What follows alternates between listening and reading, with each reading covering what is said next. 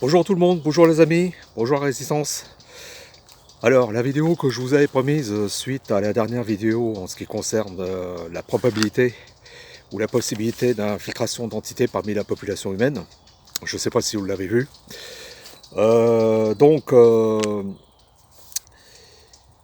Pour qu'un système se maintienne en place, le système que l'on connaît actuellement dans ce monde-là, bon, il y a cette possibilité d'infiltration, d'accord, mais il n'y a pas que ça à mon avis.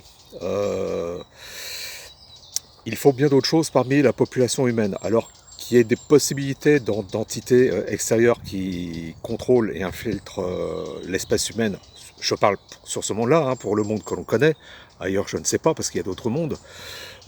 Excusez-moi pour pour faire bouger le smartphone, excusez-moi.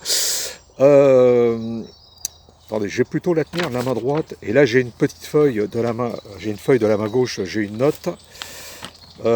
Histoire, en fait, je vais parler maintenant de la garde prétorienne de l'Empire babylonien. Ce que j'appelle l'Empire babylonien, c'est le système qui nous maintient dans cet esclavage et nous surveille, nous manipule et nous contrôle.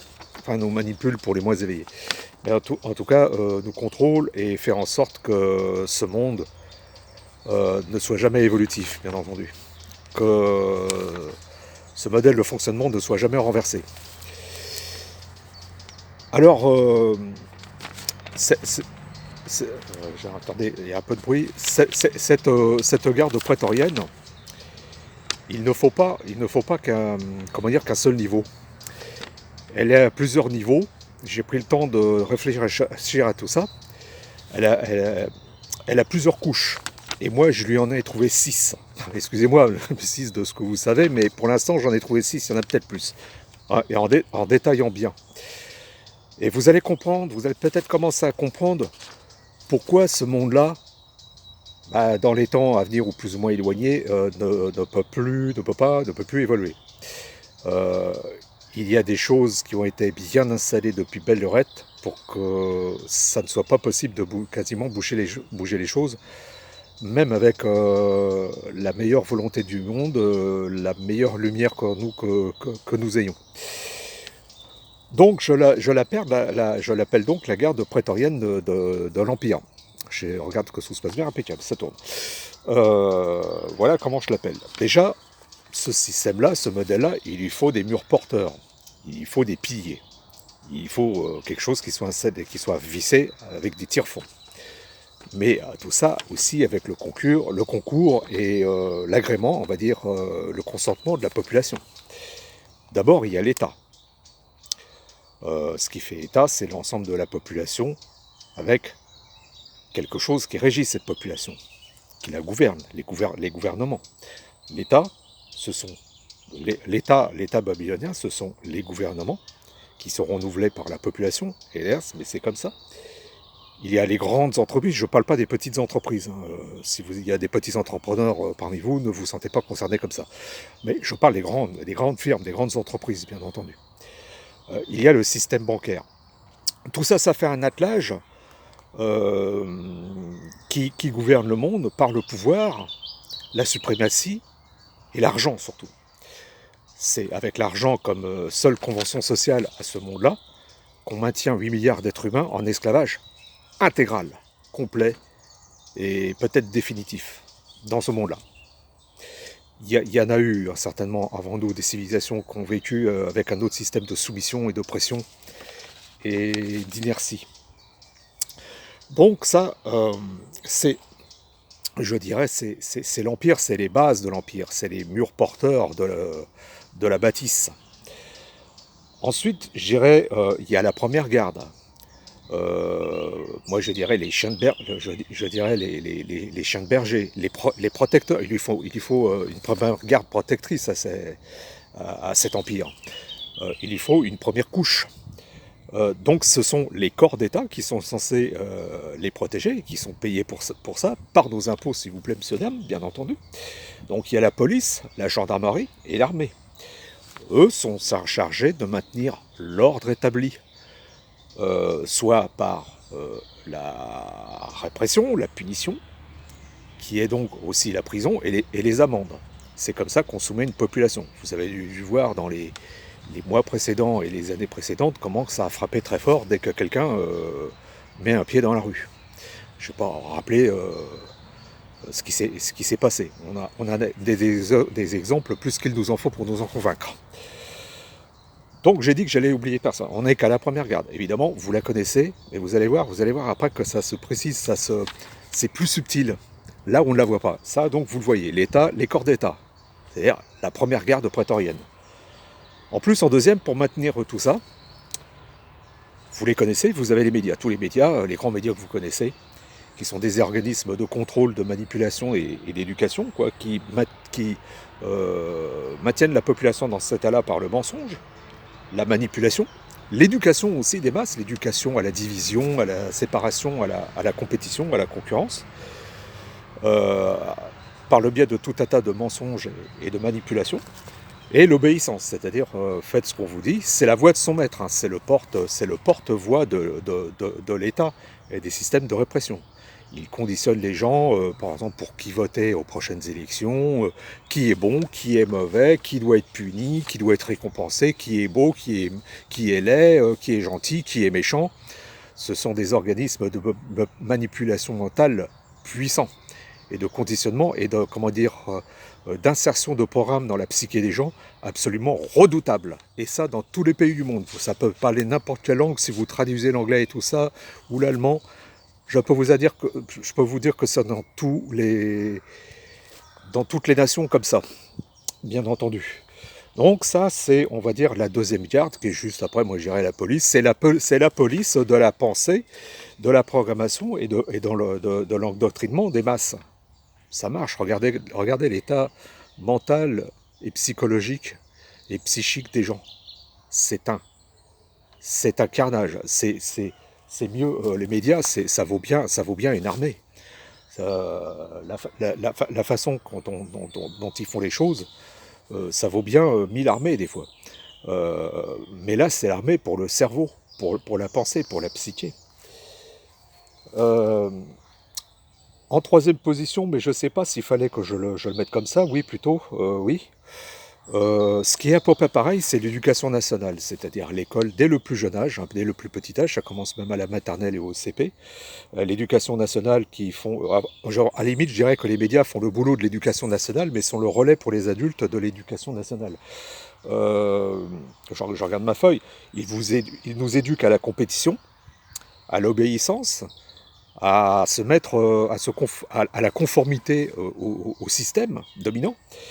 Ils vous apprennent déjà petit à petit qu'il va falloir faire son trou et sa place et qu'il va falloir jouer des coudes dans la société, par le travail évidemment, par aller chercher un travail, une fiche de salaire et la valeur argent. Plus tard, on vous ouvrira un compte bancaire quand vous aurez vos 16 ans et vos 18 ans. Moi je me rappelle, ça s'est passé comme ça, avec une ou deux pièces, et c'est parti. Vous voilà dans le game, vous voilà dans le grand Monopoly mondial et dans le jeu de la compétition. Aux dépens de tous les autres humains. Au lieu que ce soit des frères, ce sont des ennemis, ce sont des rivaux. Ce ne sont plus nos frères et nos sœurs, contrairement dans un système spirituel, complet. Là, nous sommes dans un système matérialiste et de dualité intégrale. Donc, après, vous allez voir que c'est plus subtil. Et il n'y a pas que ça. Il n'y a pas que ça. Il y a encore 3 niveaux. En 4e position, je vais mettre toutes les célébrités. Tout le milieu du spectacle, du divertissement, même le sport de haut niveau, par exemple les footballeurs célèbres, vous connaissez les grands noms, je ne vais pas vous les citer. Hein. Tous ceux qui ont voix au chapitre et qui sont ultra médiatisés et dont on nous rabat les oreilles matin, midi et soir. C'est aussi pour l'abrutissement. Vous connaissez la fameuse formule, que ce soit les Jeux Olympiques, la Coupe du Monde de foot, tout ce que vous voulez, du pain et des jeux, le peuple est content, il obéit et il la ferme. Et il retourne bosser. Et il va faire du cash. C'est une garde, par exemple, on va prendre par exemple certains pseudo-comiques, pseudo-humoristes et certains chanteurs célèbres. Vous vous rappelez de la période qui a duré pendant 3 ans, dont je ne donne pas le nom, cette période d'obéissance et de soumission de la population mondiale. Pendant cette période-là, nos pseudo-humoristes ou pseudo-comiques ou pseudo-résistants, c'est ce qui qui font partie évidemment de la première garde de l'opposition contrôlée, n'ont pas hésité à bâcher leur public pendant leur spectacle, pendant qu'ils n'étaient pas bâchés. Hein. Donc ça veut dire que c'est bien aussi, comment dire, une couche de la garde de l'Empire qui est payée, parce qu'ils ne sont pas payés au SMIC, ces gens-là, hein, ils sont bien payés, sous prétexte de faire rire les gens ou de divertir les gens, de quelque part de les maintenir dans l'inertie, dans l'immobilisme, l'abrutissement. Bien souvent, bon, je pense à certaines, j'ai pas envie de citer son nom, ça me ferait chier de lui faire de la pub, soi-disant qui critiquent, enfin qui donnent l'apparence de critiquer les politiques et tout ça, mais ils font partie du game, ils font partie du jeu. Ce sont des acteurs, il ne faut jamais oublier ça. Ils jouent un rôle, même qui leur est donné, même par le système ou par le pouvoir lui-même. Tout ça, c'est une farce, c'est une mise en scène, c'est un péplum grec. Que ce soit les pseudo-chanteurs, artistes, enfin connus, ou les sportifs et tout ça, ils jouent un jeu dans ce grand barnum de l'Empire. Ils ont tous un rôle. Et sachez bien aussi que les chanteurs, les groupes célèbres et tout ça, ont signé un pacte avec la maison des frères Latruelle. Vous comprenez ce que je veux dire? Ils ont signé un pacte, parce que pour ceux qui veulent devenir célèbres et gagner beaucoup d'argent et avoir une notoriété, ou vendre des disques, ou faire des grands spectacles et tout ça, ils signent un pacte avec le pire, avec le mal. Un pacte quasiment de sang. Si jamais ils le trahissent, c'est leur vie et déjà leur carrière qui en dépend, mais aussi leur vie. Ils peuvent très bien tomber du 15e étage. Hein. Vous comprenez ce que je veux dire? Vous voyez où je veux en venir? Il y en a certains qui ont témoigné pour ça, qui ont le courage de témoigner. J'ai une vidéo sur mon Telegram à propos de ça, d'un mec, un ancien chanteur de rock qui voulait devenir célèbre. On lui a demandé de faire certaines choses. Il a laissé tomber. Et le mec, comme il a mis sa vidéo en ligne, je ne sais trop où, il risque très très gros. Je crois que c'est 3 heures de vidéo qu'il a fait pour expliquer le truc. Le mec, il sait que sa vie sa vie est mise à prix. Elle ne tient plus qu'à un fil. Donc sachez bien que toutes les célébrités, et je dis bien tout ce qui passe à la télé, ce qui est célèbre, même ce que vous pourriez aimer et ce qui vous paraît rebelle et résistant, ce sont des acteurs, ce sont des menteurs et des manipulateurs. Ils font partie des gardes de l'Empire. Il faut bien que tout le monde se mette ça dans le crâne, même si les gens ne veulent pas. Si vous saviez ce qu'ils ont fait, ce qu'ils ont signé et ce qu'ils sont obligés de faire, ils sont obligés de participer à des rites de sang, à des rites, tout ce que vous pouvez imaginer, ce qu'on fait pour franchir les degrés chez les frères Latruelle. C'est aussi simple que ça. Et c'est pas du bizutage, d'étudiants, hein, c'est du bizutage de première année, hein, c'est des trucs, c'est carrément des trucs hardcore, c'est le pire que ce que l'on peut imaginer, et ce que certains ne voudront jamais entendre. Parmi la population, on dirait non, c'est pas possible, vous êtes des menteurs, ça ne peut pas exister, mais pourtant si. Et je vais pas faire le détail de tout ça parce que je fais gaffe à l'algorithme et ce que va écouter YT, vous le comprenez bien. Mais imaginez que toutes ces belles gueules, comédiens, comédiennes, chanteurs, chanteuses de groupe et tout ça, qui font bonne mine comme ça, c'est pas des enfants tueurs, c'est pas des philanthropes. Pour une carrière, comment je pourrais dire, oui, pour un plan de carrière, pour de l'argent, pour de la notoriété, ils seront prêts à tout. Et au pire, avec des gosses, tout ça, hein, ça commence à être connu, ça commence à être vu. Hein. Hein, comme vous les voyez faire certains signes bien distincts, sachez qu'ils font tous partie du club. Pas de problème, hein, ceux qui passent dans les grands médias, qui font leur chronique à la con en faisant rire les moins futés de la population. Eh ben, ils font partie de la garde. Et de la belle garde. Et ils touchent pas mal d'argent pour ça. Hein. Moi, je sais pas, ça dépasse les 10-15 000 euros par mois et tout ça. Hein. Donc, ceux-là, je voulais pas les louper. Sachez bien, même s'il y en avait un qui me regarde, mais ça m'étonnerait, j'ai une trop petite chaîne pour ça et je m'en fous, que tous ces gens-là, j'ai un mépris incommensurable pour tous ces gens-là. Je dirais qu'à la limite, l'éducation nationale, on commence à savoir pour qui roule. Les autres, c'est déjà plus sournois, c'est déjà plus subtil, c'est déjà plus invisible au premier abord. Mais peux vous assurer qu'ils valent pas mieux. Ces gens-là ne sont pas pour vous. Ils ne vous défendent pas.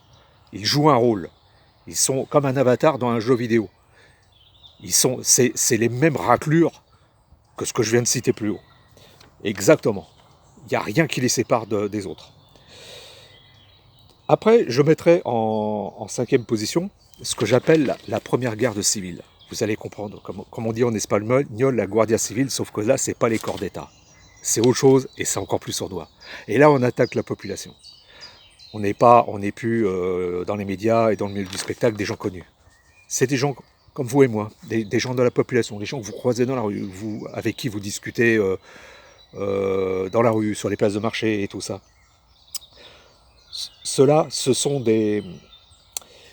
ils sont les gardes, ils sont les farouches gardiens de l'esclavage volontaire, dont ils ne savent rien en fait. Mais, attendez, ce qu'ils défendent, bec et ongle, et c'est ça qui maintient ce monde-là dans lequel il est, c'est certaines valeurs. L'individualisme, l'isolement, l'égoïsme, l'hédonisme. Ils portent comme étendard certaines valeurs sociales comme le travail et l'argent. Alors ça, ils en ont plein la bouche. Par exemple, celui qui ne travaille pas est un parasite à la limite qui serait bon à éliminer, quoi. Ils sont les petits capots du système et ils sont parmi la population. Et je suis sûr que dans vos amis, dans la rue, dans votre famille, n'importe où, vous les avez rencontrés, ces gens-là. Sachez, moi je les mets en cinquième, mais ils ne sont pas moins redoutables, sauf qu'ils sont plus sournois. Ils font partie de la garde civile de système de l'Empire. Eux, ils ne veulent pas que le monde change. Ils ne sont pas comme vous. Ils n'ont aucune vie spirituelle. Non seulement ils n'en savent rien, mais ça ne les intéresse pas, parce qu'ils sont à un degré d'évolution ultra bas. Là, on est dans les 3 premiers chakras, on est dans les 3 premiers niveaux, c'est-à-dire la survie, la peur, évidemment la peur de la mort, parce qu'ils ne relient tout qu'au matériel et au monde physique. Donc ils sont dans les 3 premiers chakras, le chakra racine, le sacré et le plexus solaire. C'est-à-dire qu'ils sont dans la survie, ils sont dans la loi de la jungle et du plus fort. Et ils sont dans la course de l'argent, c'est-à-dire s'ils n'en ont pas assez, parce que la plupart sont smigards, ils envient les riches. Ils jouent au jeu d'argent pour être calife à la place du calife. Ils veulent la fortune. Ils sont généralement jaloux des chefs d'entreprise moyens et de ceux qui gagnent de l'argent dans le spectacle et dans le milieu du sport. Ils les critiquent, mais en fait, ils les jalousent. Ils les envient quelque part, ils les admirent quelque part. Mais c'est même pas quelque part, c'est même certainement. Ces gens-là, j'ai pareil un profond mépris. Sans commune mesure, je ne veux plus me mêler à ces gens-là. Comme j'ai un profond mépris de la garde du divertissement. Je les mets quasiment dans le même sac, sauf qu'ils ne font pas les mêmes salaires. Mais ils sont les porte-étendards et les farouches gardiens de l'esclavage volontaire, dont eux n'ont aucune conscience, parce que pour eux, ce n'est pas de l'esclavage, ce sont des valeurs humaines, pas des valeurs humaines, mais des valeurs sociales. L'argent est une convention sociale qui n'est pas à abolir, c'est un dieu, et qui est indépassable. Pour eux, il y aura toujours de l'argent et c'est comme ça qu'il faut vivre. Les arbres, la nature, tout ce qu'il y a autour de vous, ils en ont rien à foutre.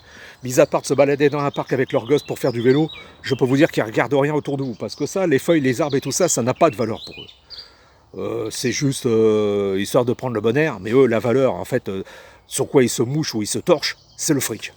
Voilà, c'est tout. Alors donc, ils sont aussi... Alors, je regarde ma feuille, ils sont dans l'orgueil, la vanité. Quand ils sont dans des repas de famille ou d'amis et tout ça, ah bah moi j'ai telle situation, je gagne tant et tout, j'espère que je serai jamais viré, mais que par exemple mon collègue Jean sera peut-être viré un jour à ma place si, il y a un dépôt de bilan dans ma boîte. Voilà un petit peu le genre de raclure que c'est, quoi. Tout simplement. Alors imaginez bien aussi que ces gens-là, je ne veux plus avoir affaire à eux. C'est passe ton chemin par là et bonjour chez toi, et moi je vais ailleurs. Je ne sais pas si vous faites la même chose de votre côté, mais moi, pour moi, ça y est, on vit peut-être sur le même sol entre eux et nous, mais il est clair que nous ne faisons pas du tout partie du même monde. Ça, il n'y a pas photo là-dessus. Et je vais terminer, alors là, celle-là, elle me fait rire, mais elle m'embête un peu. La sixième classe qui sont les démissionnaires. Alors, ils savent que le monde va mal, qu'il y a des crimes partout, que c'est dégueulasse, qu'il y a de la corruption, qu'il y a du business, qu'il y a des trafics, qu'il y a de l'injustice, qu'il y a de la pauvreté, des guerres et tout ça. Ça les fait un peu chier. Mais ils sont ce que j'appellerais dans l'aquabontisme. C'est-à-dire, que voulez-vous qu'on y fasse, ma pauvre dame? Ce sera toujours comme ça, on ne peut rien changer. Ils renonçaient, ils ont une fameuse formule qui dit c'est ni vous ni moi qui allons changer ce monde. Mais qu'est-ce que je suis? Je suis trop petit ou trop petite, je suis qu'un grain de sable pour changer le monde. Mais oui, mais tes pensées, ce genre de pensée participe à un égrégore de pensée, à ce qu'on appelle une âme de groupe, pour que le monde soit ainsi et ne bouge jamais. À partir du moment où tu as renoncé, tu as jeté l'éponge sur le ring, tu as laissé tomber le combat et tu as laissé l'adversaire t'écraser, c'est terminé pour toi, mon pote. Tu vas finir comme ça. Tu vas finir comment dire, dans l'inertie, dans l'involution, dans la soumission et dans l'esclavage comme tous les autres. Mais évidemment qu'on est en minorité, mais à partir du moment où vous dites non, moi je ne participe pas à ce monde-là mentalement, comment dire, par l'esprit, vous êtes déjà en résistance. Vous êtes déjà en opposition. Bien sûr, vous ne pouvez pas comment dire, être en opposition physique et changer le monde physiquement, on est bien entendu. Mais déjà, rien que par la pensée, rien que par l'attention, rien que par la réflexion, rien que par l'analyse de ce monde-là, eh ben, on se met peut-être un jour en, comment dire, en position. Ça peut partir de 0,5%. Peut-être qu'un jour, un de ces 4 matins, un jour les choses changeraient.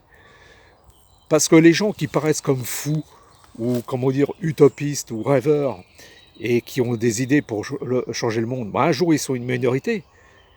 Mais s'ils arrivaient déjà à planter des graines, à montrer aux autres qui sont dans cette obéissance, dans cette démission, volontaire ou involontaire, qu'il n'y a pas qu'une façon de vivre, qu'il n'y a pas qu'une façon de penser, qu'il n'y a pas qu'une façon, comment dire,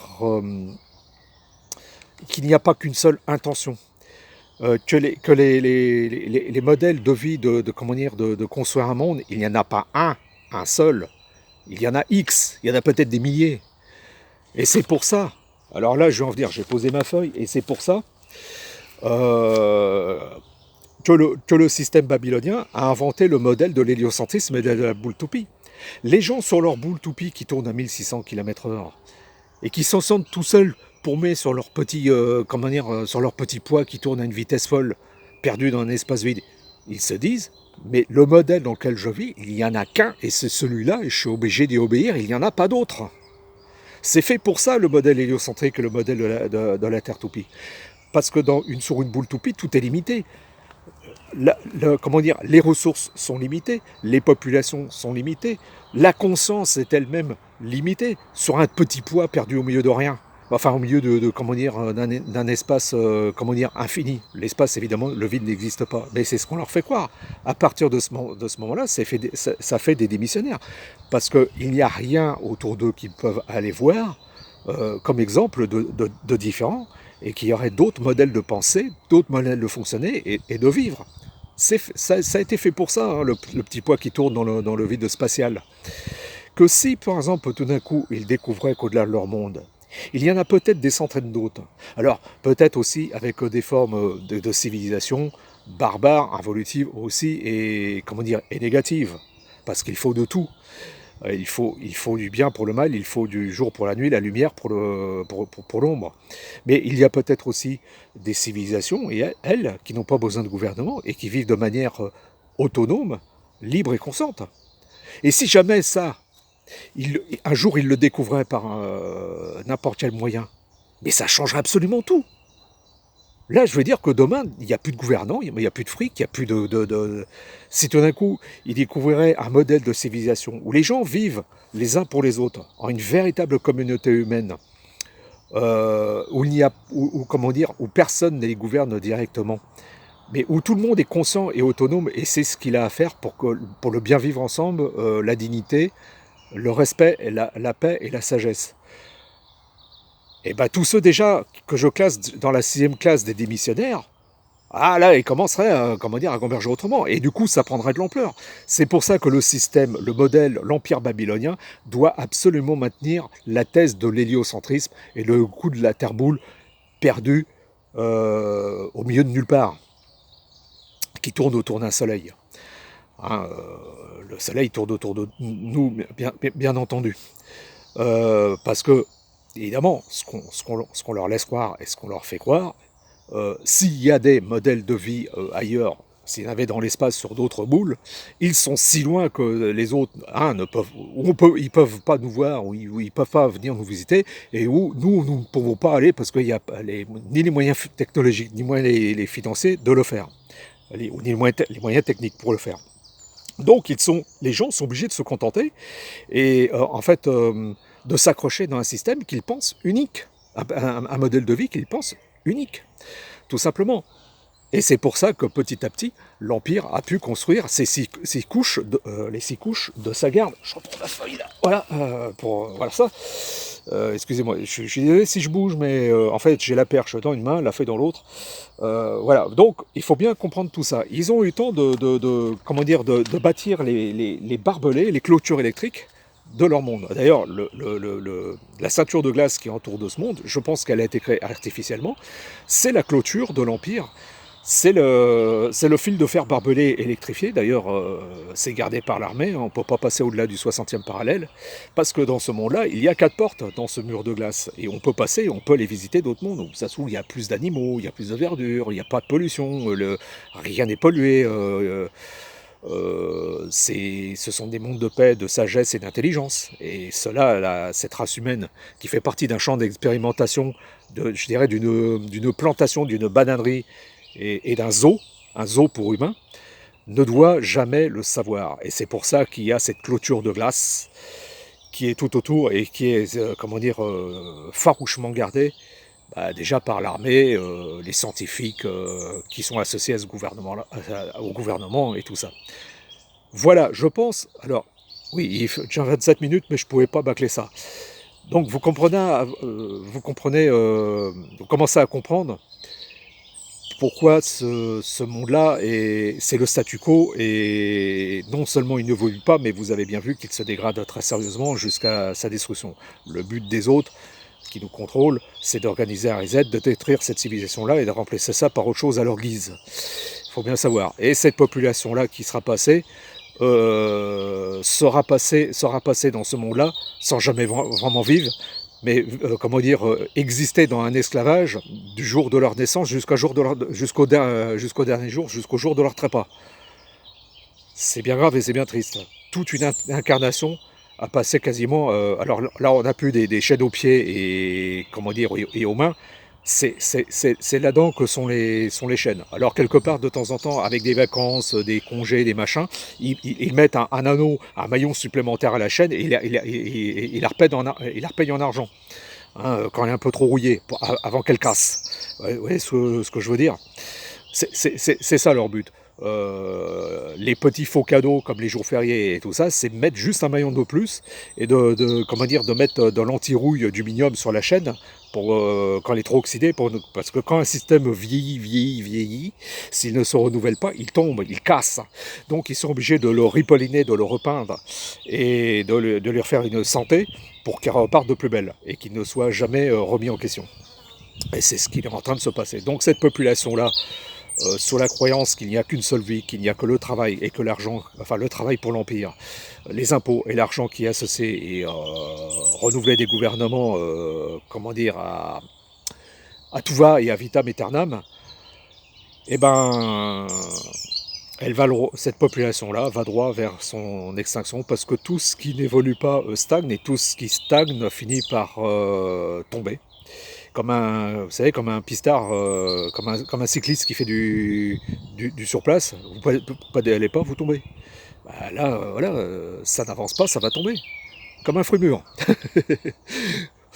Oh, je me suis peut-être un petit peu emballé, énervé. Voilà, la feuille, là. Attendez. Parce que les autres, je voulais en fait, à propos de certains, je voulais vous montrer exactement le genre de saloperie que c'est, et qui se cachent, et qui se font passer pour vos alliés. Ce sont vos ennemis, ces gens-là. Ils ne sont l'ami que d'eux-mêmes et de leur carrière et de leur fric. C'est tout. Je parle du milieu du divertissement. Ouais. Alors eux, c'était une garde invisible jusqu'à maintenant. Débarquer tous ces gens-là et laisser ça, laisser ça aux plus endormis, aux plus englués d'entre nous. C'est leur monde. Si vous êtes bien conscient de tout ça, c'est pas votre monde, ce n'est plus votre monde. Comme je dis, nous sommes tous sur un même sol, mais nous ne faisons pas partie de la même dimension spirituelle. C'est une évidence. Bon, voilà, ceci dit, vous voyez, j'ai pas été trop... Ouais, je fais gaffe, moi, que j'emploie sans être grossier et vulgaire, mais à un moment donné, il faut dire les choses. Il faut secouer un peu le bananier, je dirais, ou le cocotier, pour faire prendre conscience aux gens que tout ça, c'est un cirque, et qu'il faut en sortir. Et en sortir, c'est aller dans un autre plan de conscience. Je vous les ai déjà expliqués dans les 2 dernières vidéos. Voilà, moi je commence à en avoir plus que ras la casquette de ce monde-là, c'est une évidence. Parce que les couches, les unes après les autres, en fait, s'accumulent. Demain, ça sera peut-être autre chose encore qui va servir de garde de l'Empire, et ainsi de suite, et ainsi de suite, et ainsi de suite. Donc tous ceux qui se sont envolés, qui sont retournés chez eux, sont libérés, ceux-là, c'est terminé. Voilà, j'espère que j'oublie rien. En tout cas, j'ai oublié personne, ça c'est sûr. C'est pour ça que j'avais pris une petite note, pour laisser personne de côté. J'espère que tout le monde a été servi, surtout ne me remerciez pas, c'est gratuit les enfants. Voilà. Bon, là-dessus, je vais vous quitter. Je suis content d'avoir fait cette vidéo. J'avais essayé de la faire samedi, mais je l'ai foiré parce qu'il y avait trop de bruit. Donc je la fais aujourd'hui, puis en plus on a du soleil. Un petit peu. Ça a tenu la journée. Bon, si j'ai oublié quelque chose, de toute façon je vous le dirai. On est déjà à 32 minutes, ouais c'est ça. Et puis voilà, ça c'est une vidéo qui me tenait à cœur depuis le temps que ça me brûlait. Voilà. Bon, un autre horizon pour un autre monde divin et juste, mais pas ici. Ça m'étonnerait fort.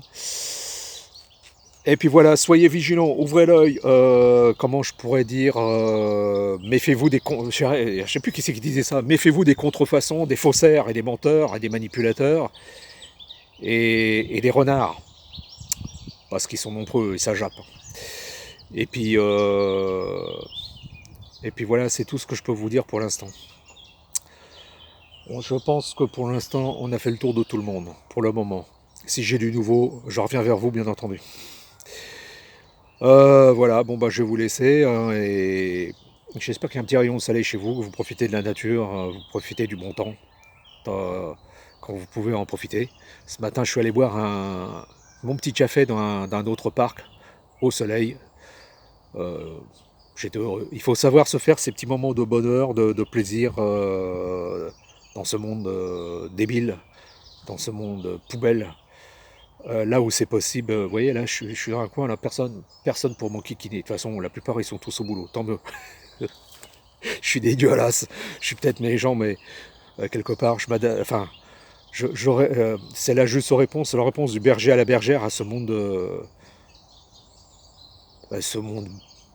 bouseux, dégueulasse, involutif, que j'exècre, que je hais au plus haut niveau, que j'ai même plus les mots. J'appelle ça l'infernal et l'immobable tellement il est dégueulasse. Dégueulasse. Allez, profitons un peu des oiseaux, des insectes, des papillons et du soleil. Eux ne mentent pas. Là est la vérité. Là est la réalité, et là est l'authentique, le sacré, avec tout ce qui se situe autour de nous dans la nature, et pas ailleurs. Voilà, bon, bah je vais vous laisser. Et je vous fais des gros bisous, portez-vous bien, et renforcez-vous, devenez de plus en plus fort et costaud, et affirmez vos valeurs et vos convictions, et comment je pourrais dire, je cherche le mot, vos principes, voilà, c'est ça que je cherchais. Allez, salut, ciao, bisous, profitez bien.